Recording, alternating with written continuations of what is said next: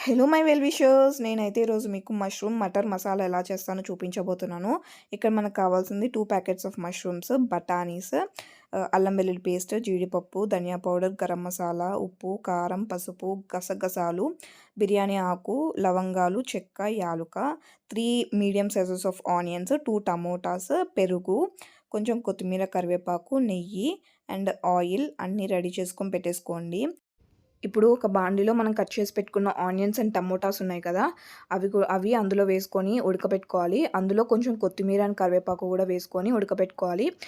కొంచెం వేగిన తర్వాత కొంచెం పసుపు, ఉప్పు వేసుకొని కలుపుకొని మంచిగా ఇలా టమోటాకి పైన లేయర్ సెపరేట్ అయ్యే విధంగా ఉడకబెట్టుకొని పక్కకు పెట్టుకోవాలి. చల్లారబెట్టుకోవాలి. ఇప్పుడు మనమైతే ఒక చిన్న బాండీలో నెయ్యిలో జీడిపప్పు వేయించుకోవాలి.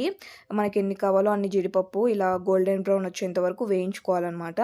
తర్వాత కొంచెం వేగిన తర్వాత 1 స్పూన్ ఆఫ్ గసగసాలు వేసుకోవాలి. ఆ టేస్ట్ అనేది చాలా బావుంటది. అండ్ నెక్స్ట్ అయితే ఇక్కడ నేను బఠానీని ఉడకబెట్టుకుంటున్నాను. కొంచెం ఉప్పు వేసుకొని బఠానీలు ఉడకబెట్టుకోవాలనమాట. నెక్స్ట్ మనం చల్లారబెట్టుకున్న జీడిపప్పు ఇంకా టమోటా ఆనియన్ ఉంటది కదా! అది మిక్సీకి పట్టేసుకోవాలనమాట. మంచిగా పేస్ట్ లాగా చేసేసుకోవాలి ఇలా.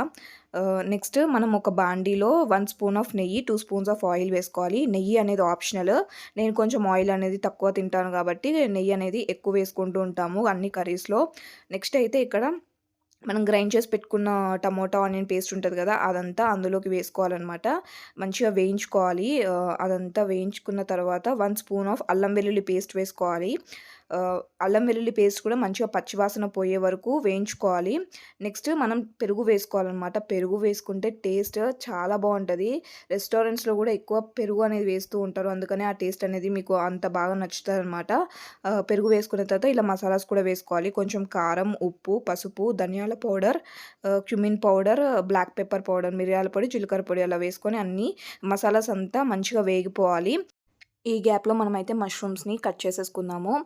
కొంతమంది అలా అయినా వేసేసుకుంటారు. అది వాళ్ళ ఇష్టము. ఇంకా ఈ మసాలా పేస్ట్‌లో మొత్తం మష్రూమ్స్ వేసేసుకోవాలి. వాటర్ ఏమి యాడ్ చేయాల్సిన అవసరం లేదు. చూడండి ఇలా వాటర్ అనేది వాటికై అదే వచ్చేస్తదనమాట.